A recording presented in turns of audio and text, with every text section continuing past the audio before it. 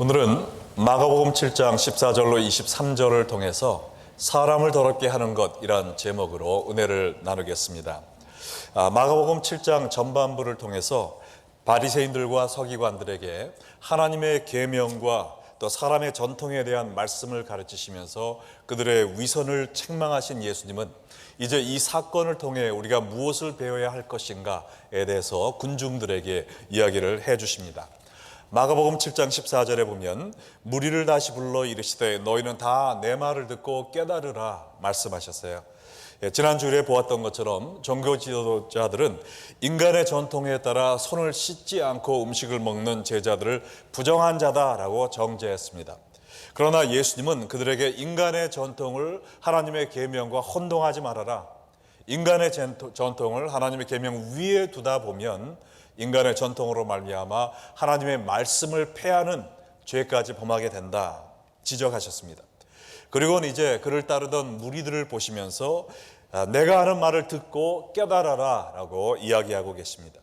이제껏 종교 지도자들의 잘못된 행위를 지적하셨다면 이제는 그러한 잘못된 행위를 극복할 수 있는 진리를 깨우쳐 주려 하시는 것입니다. 오늘 이 자리에 오신 여러분들도 오늘 본문을 통해 선포되는 하나님의 말씀을 통해 이 진리를 듣고 깨달음으로 말미암아 더 이상 위선적인 신앙생활을 영위하지 마시고 이제 진실된 믿음 생활을 하시기를 주 예수의 이름으로 축원합니다. 오늘 본문을 통해 우리가 듣고 깨달아야 될 첫 번째 진리는 외적인 규례보다 마음을 지켜라 라는 겁니다. 한번 따라해 볼까요? 저는 진리보다 마음을 지켜라. 마가복음 7장 15, 16절에 보면 무엇이든지 밖에서 사람에게로 들어가는 것은 능히 사람을 더럽게 하지 못하되 사람 안에서 나오는 것이 사람을 더럽게 하는 것이니라 하시고, 바리새인들은 정결케 하는 규례를 지키지 않고 음식을 먹음으로 그들이 더럽게 되었다라면서 제자들을 비난했습니다. 근데 이 바리새인들에게도 칭찬할 점이 하나 있긴 있는데 그것은 그들이 하나님 앞에 정결한 자가 되기를 원했다는 겁니다. 근데 그들의 결정적인 실수는 정결케 되는 방법에 대해서 큰 오해를 갖고 있었다는 겁니다. 그들은 손을 씻는 것 같은 외적인 규례만 지키면 자신들이 정결케 되는 것으로 착각을 했어요. 그러나 하나님은 이러한 정결케 하는 규례를 그들의 마음을 성결케 하기 위해 주셨는데 그들은 이 율법의 뜻을 잊어버리고 마음의 상태가 어떻든지 외적인 규례만 지키면 정결케 되는 것으로 오해했다라는 것입니다. 제가 한번 예를 들어보겠습니다. 밸런타인스 데이가 돼서 어느 한 남편이 자기 아내에게 꽃을 사왔다고 생각을 해봤어요. 잘한 일입니까? 잘못한 일입니까? 네, 잘한 일이죠. 근데 그 남편이 꽃을 전해주면서 돈 아까워 죽는 줄 알았어. 근데 안 사주면 당신이 삐질까봐 내가 할 수 없이 사온 거야. 주면은 와이프가 좋아할까요? 아니면은 아유 바빠 죽겠는데 이거 사오느라고 얼마나 귀찮았는지 모르겠어. 누가 밸런타인스 데이를 만들어가지고 하면서 탁 던져준다면 그 아내가 기뻐할까요? 아니면은 화를 낼까요? 오히려 기분이 상하죠. 그 꽃은 아마 쓰레기통으로 직통할 것이고 그 남편의 얼굴에는 아내의 손톱으로 5차선 고속도로가 개통될 겁니다. 이와 마찬가지로 우리도 하나님이 원하시는 외적인 규례, 주일이 되었으니까 내가 교회 나와서 예배드리고 찬송가 부르고 헌금 드리고 교회에서 봉사도 하고 그러니까 하나님은 나를 기뻐하실 거야 라고 생각한다면 착각이라는 겁니다. 하나님은 우리가 외적인 규례를 통해 신앙생활을 하는 것으로 만족하지 않으세요. 하나님은 하나님을 사랑하는 우리의 마음을 보기 원하시는 것입니다. 잠언 4장 23절에 하나님이 이렇게 말씀하셨죠. 모든 지킬 만한 것 중에 더욱 내 마음을 지키라. 생명의 근원이 이에서 남이라. 우리가 기독교인으로 해야 될 예배드리고 봉사하고 이 모든 예적 규례들을 지키면 다가 아니라는 겁니다. 우리가 가장 지켜야 될 것은 우리의 마음이라는 것이죠. 우리 신앙생활의 목적은 우리가 더욱더 온 마음 다해 하나님을 사랑하는 것이고 우리의 신앙생활을 통해서 그 사랑을 하나님께 표현하는 것인 줄로 믿습니다. 그러므로 우리 마음이 하나님보다 이 세상을 사랑하지 않도록, 우리 마음이 변질되지 않도록 우리 마음을 지켜야 되는 것입니다. 왜냐하면 우리의 모든 삶은 이 구절에서 본 것처럼 우리의 마음에서 비롯된다 라고 이야기하고 있어요. 우리의 마음의 상태에 따라 생각을 하게 되고, 그 생각에 따라 말을 하게 되고, 우리의 말이 행동을 자아내고, 우리의 행동이 습관이 되고, 그 습관이 우리의 인생을 결정짓게 되는 겁니다. 그래서 예수님도 마태복음 12장 33, 34절에서 말씀하시기를 나무도 좋고 열매도 좋다 하든지 나무도 좋지 않고 열매도 좋지 않다 하든지 하라. 그 열매로 나무를 아느니라. 독사의 자식들아, 너희는 악하니 어떻게 선한 말을 할 수 있느냐. 이는 마음에 가득한 것을 입으로 말함이라. 우리는 마음에 있는 대로 말하고 행동하게 돼 있는 겁니다. 한동안은 우리 마음을 숨길 수 있을지 모르지만 언젠가는 속에 있는 것이 밖으로 나오게 돼 있다라는 것이죠. 어느 한 처녀가 젊은 청년과 1년 동안 데이트를 하면서 결혼을 앞두고 이렇게 교제를 이어가고 있는데, 어느 날 커피숍에서 만났는데 한 꼬마가 껌을 팔러 들어왔대요. 근데 사주고 싶지 않으면 잔돈이 없다라고 하든지 다음에 사줄게 혹은 미안해 라는 말로 타일러서 보내면 되는데, 이제 그 처녀하고도 이제 좀 편한 관계가 됐는지 그 남자가 입에 담지 못할 욕을 하면서 그 애를 쫓아버렸다라는 겁니다. 그래서 결혼까지 생각하고 있던 그 처녀가 이 사람은 마음이 악한 사람이구나 라는 것을 깨닫고 그 남자와 절교를 했다라는 겁니다. 잘했어요? 아니면 못했어요? 네, 잘한 겁니다. 왜냐하면 우리의 말을 보면, 우리의 행동을 보면 우리의 마음을 알 수 있기 때문에 그래요. 우리가 건강 체크업을 가면 닥터가 뭐를 내미세요 그러죠? 혀를 내미세요 그래요. 건강 체크업 하는데 왜 혀를 내밀려고 하는지 모르겠어요. 근데 혀의 상태를 보면 우리 몸의 건강을 알 수 있나 봅니다. 근데 이와 마찬가지로 우리의 영적 건강을 체크업하기 원하면 우리의 혀를 보면 된다는 겁니다. 왜냐하면 우리의 마음에 있는 대로, 우리의 영혼의 상태대로 말을 하기 때문에 그래요. 만약 여러분의 말만 가지고 여러분의 영적 건강 상태를 점검할 수 있다면 오늘 여러분은 여러분에게 얼마나 후한 점수를 주시겠습니까? 사람들에 대해서 이야기할 때 여러분은 그들에 대해 감사하고 칭찬하는 말을 더 많이 하십니까? 아니면 비난하고 불평하는 말을 더 많이 하십니까? 하나님에 대해서 이야기할 때 여러분 하나님께 찬양하고 존귀케 하는 말을 더 많이 하십니까? 아니면 하나님께 불평하고 원망하는 말을 더 많이 하십니까? 여러분의 마음은 하나님을 사랑하는 마음으로 가득 차 있습니까? 아니면 이 세상의 쾌락과 죄악을 더 사랑하는 마음이 출렁대고 있지는 않습니까? 외적인 종교 생활하는 것으로 만족하지 말고 우리의 마음의 상태를 심각하게 점검해 봐야 될 줄로 믿습니다. 본문으로 돌아가 마가복음 7장 17, 18절 말씀을 보면 무리를 떠나 집으로 들어가시니 제자들이 그 비유를 묻자온대 예수께서 이르시되 너희도 이렇게 깨달음이 없느냐? 예수님께서 무리들을 가르치기를 마치시고 어느 한 집에 들어가셨을 때 제자들이 물어봤어요. 예수님, 아까 하신 말씀이 무슨 뜻이에요? 밖에서 들어가는 것이 사람을 더럽게 하는 것이지 사람 안에서 나오는 것이, 제가 말을 거꾸로 했습니다. 밖에서 들어가는 것이 사람을 더럽게 하는 것이 아니라 사람 안에서 나오는 것이 사람을 더럽게 한다라고 하셨는데 무슨 뜻인지 모르겠습니다 라고 이렇게 얘기했을 때 예수님은 한숨을 내쉬며 한탄의 말씀을 하신 겁니다. 외식하는 바리새인들과 서기관들이 이 말을 모르는 것은 내가 이해해.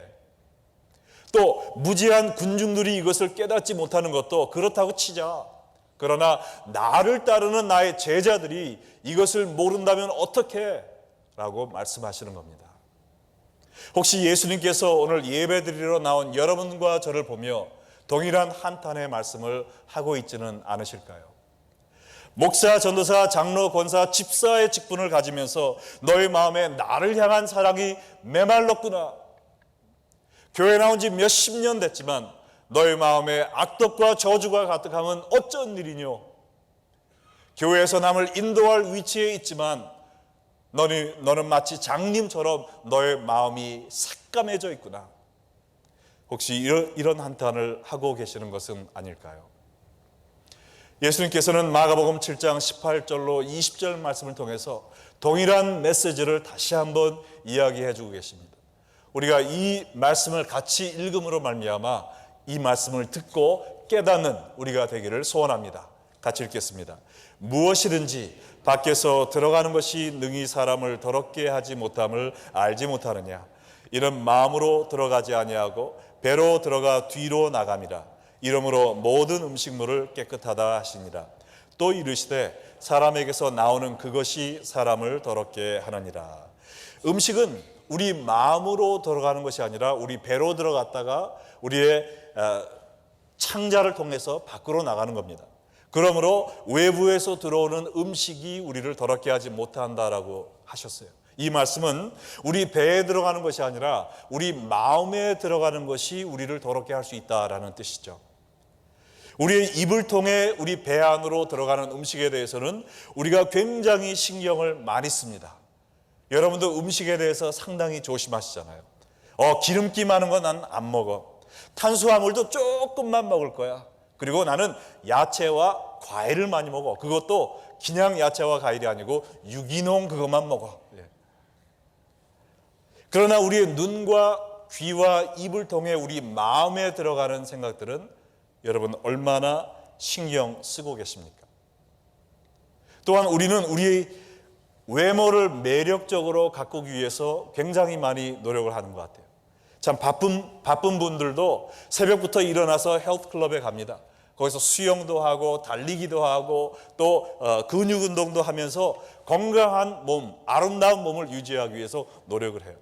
또 여자분들은 미장원에 가서 비싼 돈을 들고 파마도 하고 푸까시 하고 화장도 하고 그 다음에 뭐 명품 가방, 예쁜 옷 입으면서 내가 오늘 좀 멋있나? 사람들이 나보고 예쁘다고 해줄까? 잘생겼다고 해줄까? 여기에 대한 관심이 많습니다.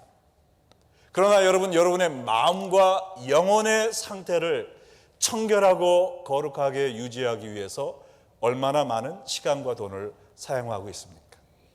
비록 우리의 몸은 삐까번쩍하게 아름다운 모습을 갖고 있다 할지라도 혹시 우리의 영혼이 지금 이 시간 썩어가는 악취를 풍기고 있는 것은 아닐까요? 신앙생활의 외적인 규례가 중요한 것이 아니라 이 모든 것을 통해 우리의 마음이 순결해지는 것이 중요하다는 것입니다. 왜냐하면 오늘 본문의 두 번째 진리의 말씀처럼 부패한 마음이 죄악을 쏟아내기 때문이에요.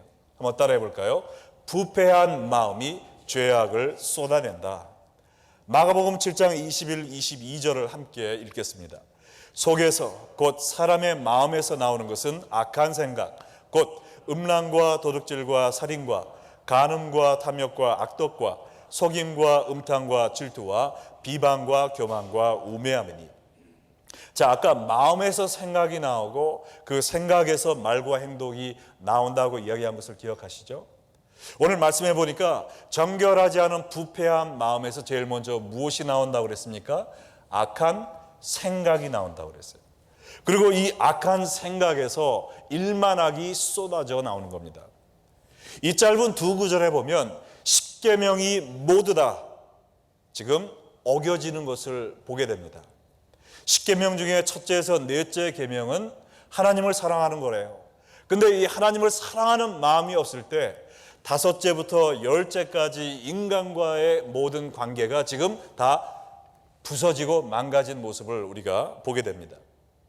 우리가 지난주에 이야기한 그 고르반에 대해서 보면은 제5계명 내 부모를 공경하라라는 그 말씀이 어겨지는 것을 보게 됩니다. 마가복음 7장 11절과 12절에 보니까 너희는 이르되 사람이 아버지에게나 어머니에게나 말하기를 내가 드려 유익하게 할 것이 고르반 곧 하나님께 드림이 되었다고 하기만 하면 그만이라 하고 자기 아버지나 어머니에게 다시 아무것도 하여 드리기를 허락하지 아니하여. 외모만 신경 쓰고 자신의 마음의 정결을 신경 쓰지 않은 바리새인들의 죄를 콕 집어서 예로 드신 것이 이 고르반 제도였잖아요. 내게 있는 모든 것 하나님께 헌신했기 때문에 나는 우리 부모님께 일푼한전 드리지 않아도 괜찮아요. 그리고 부모님이 돌아가신 후에는 그걸 취소하고 다시 내 것으로 갖는 추악한 마음을 통하여 빚어지는 첫 번째 죄악이 제5계명을 범하는 것이었어요. 오늘 본문에 보면 제6계명 살인하지 말라라는 이 계명도 어기는 걸 봅니다. 살인과 악독과 비방과 교만과 우매함, 이 모든 것이 형제를 미워하는 마음에서 비롯되는 것이잖아요. 그래서 요한 1서에서도 그 마음에 형제를 미워하는 자는 뭐 하는 자라 그랬습니까? 살인하는 자다 그랬어요. 남을 미워하는 마음이 살인하지 말라라는 이 제6계명을 범하게 하는 겁니다. 오늘 본문에 제7계명도 범하는 것이 나와 있습니다. 간음하지 말라 그랬는데 여기에 음란과 간음과 음탕 이 세 가지가 언급되어 있잖아요. 이것들이 전부 다 간음하지 말라라는 제7계명을 어기고 있는 겁니다. 이러한 성적인 죄들도 어느 날 갑자기 생기는 거 아니에요. 제가 아니라 어느 날 갑자기 눈 떠보니까 내가 바람을 피고 있더라 그것이 아닙니다. 우리가 음탕한 눈으로 사람들을 바라보기 시작했을 때 그것이 간음죄까지 간다라는 거예요. 그래서 마태복음에도 음욕을 품고 여인을 보는 자마다 그 마음에 이미 뭐 했더라 그랬어요? 간음했더라 그랬습니다. 악한 마음에서 간음죄가 맺어지는 겁니다. 제8계명 도둑질하지 말라라는 계명도 여기에 나와 있잖아요. 제8계명을 어기는 도둑질의 죄, 이것도 악한 마음에서 비롯되는 것이죠. 하나님이 내게 주신 것에 대해서 감사하고 만족하는 사람들은 도둑질할 이유가 없어요. 그러나 하나님이 주신 것에 감사하지 못하고 불평하고 원망하는 사람들은 그 마음에서 남의 것을 빼앗고 훔치는 도둑질을 하게 되는 것입니다. 제9계명 거짓 증거하지 말라도 여기에 나와 있잖아요. 여기 속임이라고 나와 있는데 이 속임은 올가미 덫을 뜻하고 쥐덫으로 사용되는 단어입니다.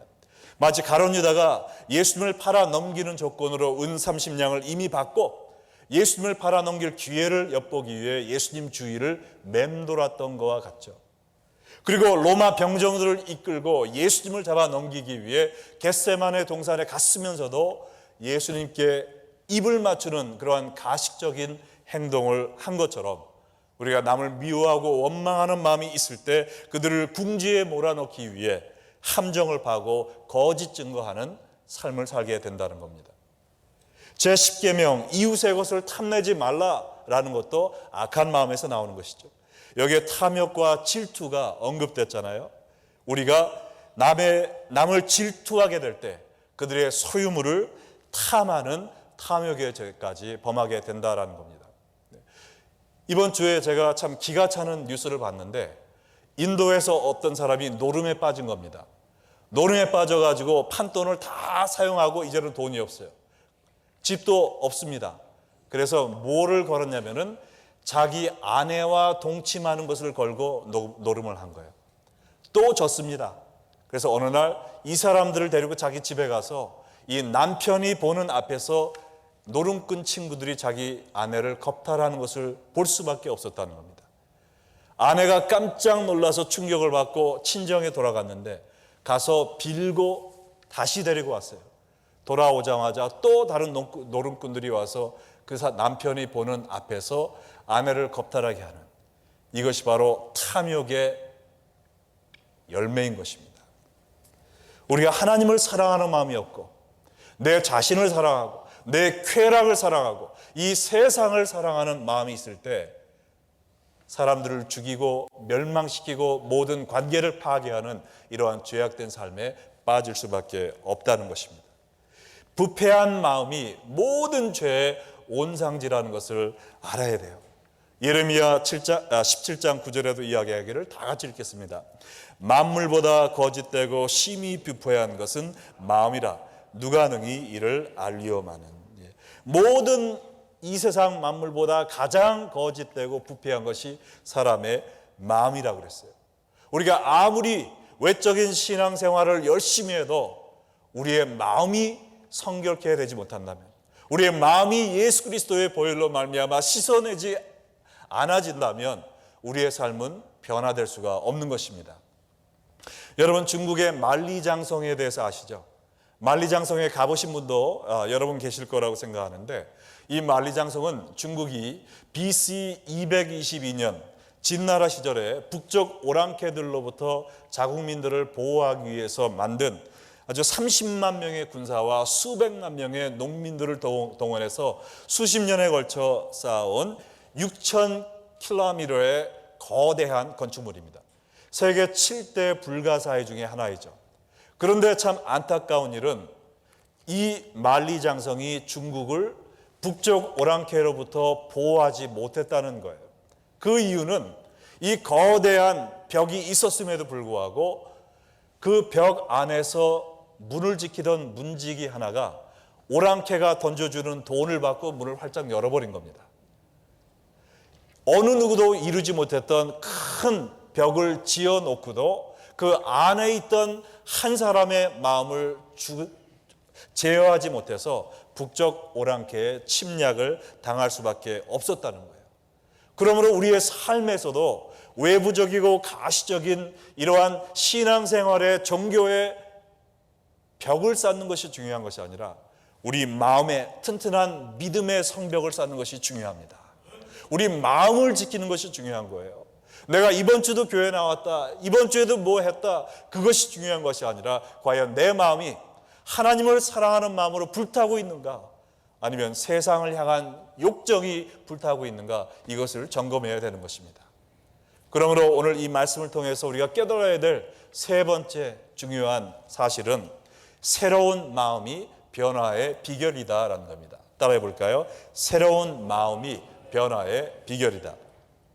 마가복음 7장 23절에 보면 이 모든 악한 것이 다 속에서 나와서 사람을 더럽게 하느니라 그랬어요. 이 세상의 모든 죄악은 다른 데서 오는 것이 아니라 우리의 부패한 마음에서 온다라는 겁니다. 그러나 우리는 우리의 죄악을 보면서 또 우리 죄로 인하여 파멸되는 우리 주위의 사람들과 또 공동체들을 보면서 우리의 마음을 고치려고 하기보다는 남들을 탓하려 하는 습성이 있어요. 아담도 하나님이 금하신 선악과를 먹고 어떤 핑계를 댔습니까? 하나님이 주신 저 여자가 준 열매를 내가 먹었습니다. 내가 죄를 진 게 아니라는 거예요. 저 열매를 준 저 여자 잘못이라는 겁니다.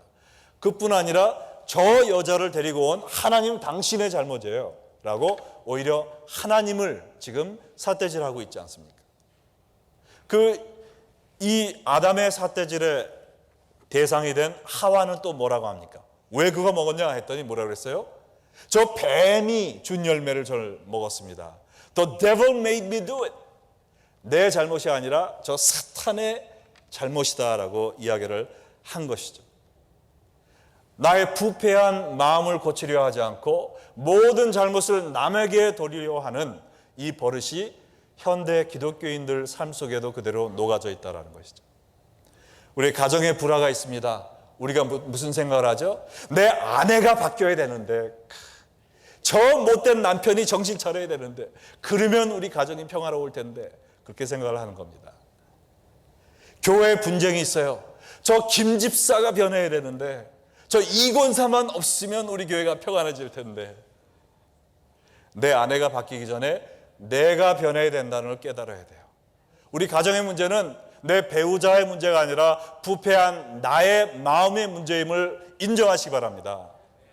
교회가 분쟁을 겪을 때는 다른 사람의 문제가 아니에요.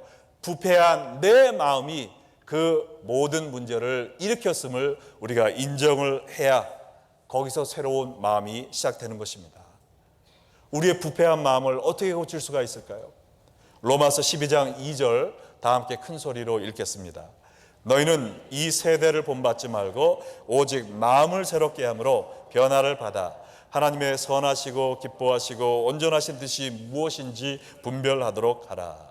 자, 이 악한 세대를 본받지 않고 참된 변화를 경험할 수 있는 방법은 오직 하나밖에 없습니다.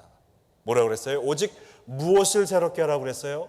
마음을 새롭게 할 때 우리가 참된 변화를 경험할 수 있다는 거예요. 누구의 마음일까요? 저 나쁜 사람, 저 사람의 마음만 변하면 돼. 그게 아니고 누구의 마음이요? 내 마음, 내 부패된 마음이 변화되어야 된다는 겁니다. 우리가 삶의 변화를 경험하기 원할 때 많은 기독교인들이 범하는 실수가 뭐냐? 내가 잘못하고 있는 외적 행동을 고치려고 해요. 그러나 내 마음이 삐뚤어져 있는데 그 행동이 변화되지 않습니다. 먼저 내 마음이 새로워질 때 내 삶도 변화가 있는 겁니다. 자, 그러면 오늘 말씀의 결론이 되겠죠. 우리가 어떻게 우리의 마음을 새롭게 할 수가 있을까요? 날마다 새로워져야 되는데 어떻게 새로운 마음을 가질 수가 있을까요? 성경에 보면 새로운 마음에 대해서 이야기하는 구절이 여러 가지가 있는데 첫 번째가 회개입니다. 회개.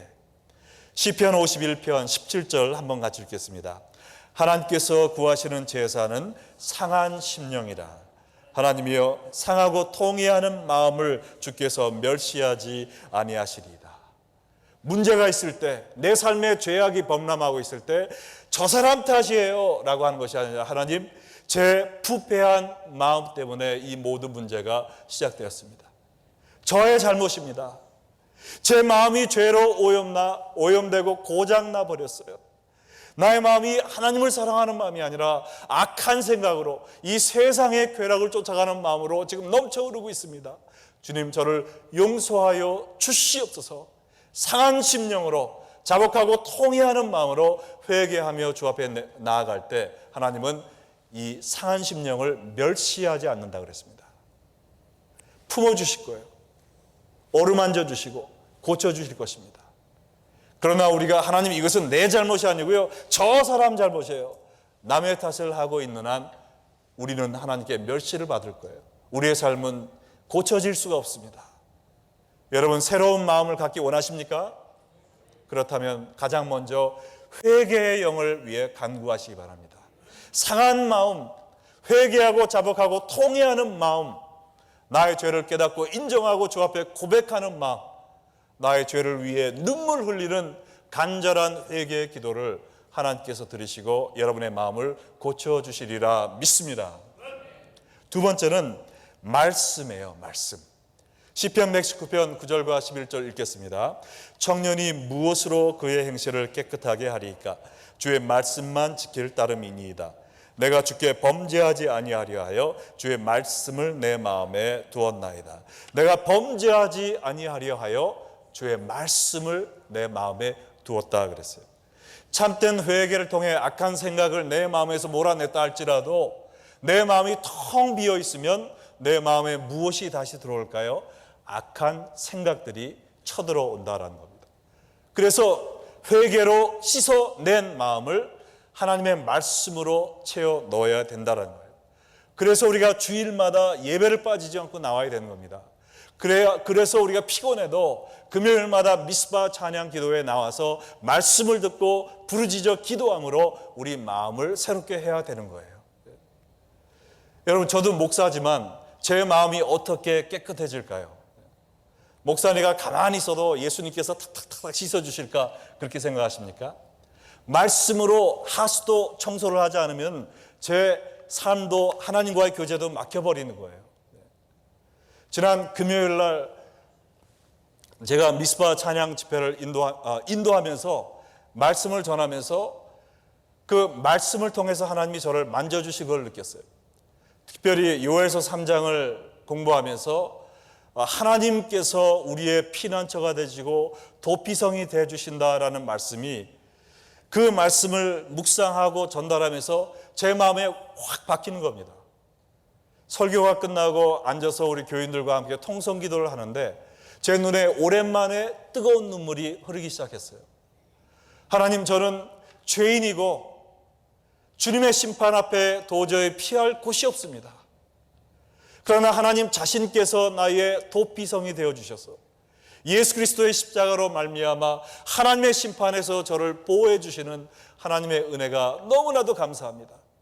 우리가 다 아는 것이지만 우리의 마음속에 다시 이것이 새로운 사실로 내 가슴을 때릴 때 내 눈에서 눈물이 흐르고 하나님에 대한 기쁨과 감격이 회복되더라라는 것입니다. 여러분의 마음에도 이 뜨거운 복음의 감격이 흘러 넘치고 있습니까? 말씀 앞에서 내 자신을 바라보며 하나님 앞에 굴복하고 엎드려 회개하는, 또 하나님 앞에 감사하는 이러한 삶을 살고 계십니까? 새로워지기 원하신다면, 변화받기 원한다면 우리가 하나님의 말씀이 선포되는 곳에 날마다 찾아가야 될 줄로 믿습니다. 그래서 우리가 새벽 기도도 하고 토요 중보 기도회도 하고 우리가 새벽 이슬 큐티집도 발행하면서 또 제자 훈련도 하면서 잠시라도 하나님의 말씀을 떠나 있으면 시궁창처럼 변할 수밖에 없는 우리 마음을 하나님의 영으로 정결케 하기 위해 서로 몸부림치고 있는 것입니다. 말세가 될수록 모이기를 패하지 말고 말씀을 사모하며 나아감으로 날마다 새로워지는 여러분과 제가 되기를 주의 이름으로 축원합니다. 세 번째는요, 성령입니다. 성령. 에스겔 11장 19절 한번 읽겠습니다. 내가 그들에게 한 마음을 주고 그 속에 새 영을 주며 그 몸에서 돌 같은 마음을 제거하고 살처럼 부드러운 마음을 주어. 자, 무조건 말씀을 많이 듣는다고 내 마음이 변화되는 것이 아니에요. 어떤 사람은 말씀을 들으면 들을수록 머리만 커져서 남을 자꾸 정죄만 합니다. 그것은 말씀은 듣되 성령의 역사를 거부한 사람이에요. 오늘 이 말씀에 보니까 우리 속에 새 영, 성령이 임하실 때 우리 마음에서 돌같이 딱딱해진 마음을 제해버리고 어린아이의 살처럼 보드라운 마음을 주신다고 했어요. 우리가 말씀을 듣는 것으로 끝나는 것이 아니라 말씀을 들을 때마다 하나님, 이 시간 하나님의 말씀이 제 심령을 때리게 하여 주시옵시고 단단하게 굳은 껍질과 같은 제 마음을 던져버려 주시고 어린아이와 같이 포드라운 새로운 마음을 주시옵소서. 성령님의 역사를 위해 간절히 간구할 때 하나님께서 우리의 마음을 새롭게 해주신 줄로 믿으시기 바랍니다. 네 번째는 또 찬송입니다. 찬송. 에베소서 5장 18, 19절 함께 읽겠습니다. 술 취하지 말라. 이는 방탕한 것이니 오직 성령으로 충만함을 받으라. 시와 찬송과 신령한 노래들로 서로 화답하며 너희의 마음으로 주께 노래하며 찬송하며 그랬어요. 우리가 성령 충만을 위해서 무엇을 할까 생각할 때 기도해야지, 또 말씀 읽어야지, 들어야지 라고 생각하지만 찬송에 대해서 생각을 못할 때가 많이 있어요. 그러나 에베소서 5장 18절에 보면 성령 충만함 받으라 하며 19절에 그 방법에서 이야기하는데 너희 마음으로 주께 노래하며 찬양하라 그랬습니다. 우리가 찬양할 때, 우리 온 마음을 다하여 하나님께 찬양할 때 성령이 임하시고 그 성령이 우리의 마음을 새롭게 해주시는 겁니다. 우리가 새로 오시는 분들 가운데 이 주일 찬양 또 미스바 찬양 시간을 통해서 우리 교회 찬양이 살아있어서 너무 좋다, 은혜를 받는다라고 이야기하시는 분들이 많이 있어요. 또 오늘도 이런 우리 성가대 찬양을 통해서 우리 마음이 얼마나 정화되는 것을 여러분도 느끼셨습니까? 네, 아멘 해주신 두 분 감사드립니다. 네, 마음으로는 다 동의하셨으리라고 믿어요. 그러나 우리가 이 찬양팀과 또 우리 성가대의 도움을 받는 것뿐만 아니라 우리의 매일매일 삶을 통해서 하나님, 내 삶에 이런 어려움이 있지만 그래도 오늘 이것을 인하여 하나님께 감사드립니다.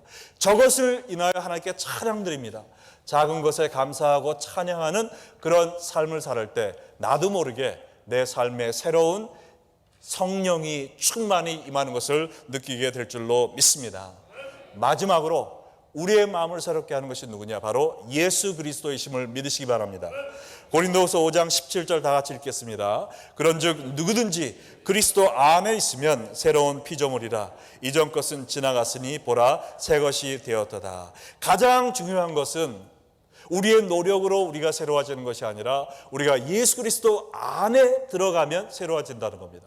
아무리 더러운 옷도 세탁기 안에만 들어가면 세탁기가 깨끗하게 해주듯이 우리의 마음이 아무리 더러운 죄로 얼룩졌다 할지라도 우리가 말씀을 통해, 기도를 통해, 찬양을 통해 예수님 안에 들어갈 때 예수님이 그리스도의 보혈로 우리를 깨끗게 만들어 주시는 거예요. 오늘 이 구절에도 누구든지라는 이 구절이 저에게 너무나 큰 은혜가 됩니다. 누구든지 아무런 얼마나 큰 죄를 지었든지 상관없이 예수님 안에 들어가기만 하면 새롭게 해주신다는 겁니다. 우리가 얼마나 끔찍한 죄악을 저질렀다 할지라도 그 사람조차도 우리가 예수님 안에 거하면 예수님의 보혈로 씻겨지지 못할 죄가 없음을 믿으시기 바랍니다. 우리가 날마다 그리스도 안에 거하심으로 말미암아 그리스도가 주장하시는 새로운 마음을 갖게 될 때 우리가 하나님을 사랑하고 또 이웃을 사랑하며 하나님께 영광 돌리는 기쁨의 삶을 누리게 될 줄로 믿습니다. 이것이 바로 지속적인 변화의 비결인 거예요. 예수 안에 거하는 삶, 이거 외에는 없습니다. 여러분, 오늘 이 시간 아름다운 모습으로 멋진 옷을 입고 주일 예배에 참석했지만 오늘 여러분의 마음 상태는 어떻습니까? 여러분의 영혼의 상태는 어떻습니까? 오늘 이 시간 내가 주일날 와서 예배 드렸어 라는 것으로 만족하는 것이 아니라 주님, 이 시간 제 마음에 들어오셔서 더럽고 냄새나는 저의 마음을 예수 그리스도의 보혈로 다시 한번 깨끗이 씻어 주시옵소서. 그리하여 정결하고 성결한 마음으로 하나님만을 사랑하는 마음으로 제가 온 삶을 주의 영광을 위해 달려갈 수 있도록 저를 바꿔주시옵소서. 새로운 마음을 통해 변화시켜 주시옵소서. 간절한 마음으로 기도하는 여러분 되시기를 주의 이름으로 축원합니다.